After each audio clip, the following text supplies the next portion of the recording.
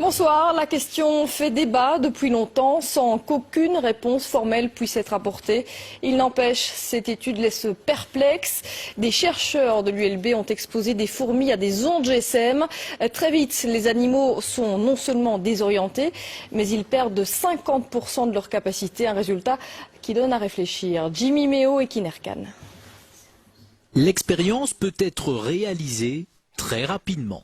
Poser un téléphone portable au milieu d'une société de fourmis et déjà instantanément, les premiers effets sont visibles. Vous voyez que celle-ci n'a plus sa locomotion normale. C'est plus faire aller ses pattes, c'est parce qu'elle a été trop longtemps près des ondes. Ça, c'est une ataxie musculaire. Le premier système touché est le système nerveux. Mais le système nerveux, il dirige tout. Il dirige la locomotion, il dirige la perception des signaux émis par les autres, il dirige le comportement, etc. Donc tout est affecté.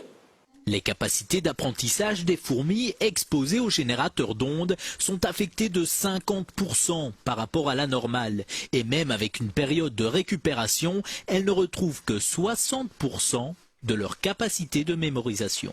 J'ai éteint le générateur, elles ont récupéré un peu et ont pu apprendre, mais n'ont plus jamais réatteint leur niveau initial. Il en est de même pour 7 fourmis exposées aux ondes du GSM. Si on arrête tôt l'expérience, elle va récupérer. Si on continue, elle va mourir. Les dangers pour l'homme sont aussi à prendre au sérieux. Par exemple, l'oreille à laquelle on colle notre téléphone est très sensible. Imaginez les structures que nous avons dans l'oreille. Nous avons des cellules ciliées dans l'oreille. Déjà dans l'oreille moyenne, la trompe d'Eustache, mais après, pour l'équilibre, pour le son, ce sont des cellules terriblement fragiles. Les conseils, éloignez votre appareil, pas d'utilisation pendant trop longtemps. Et contre les insectes nuisibles, un petit générateur d'ondes pourrait ainsi faire office d'insecticide.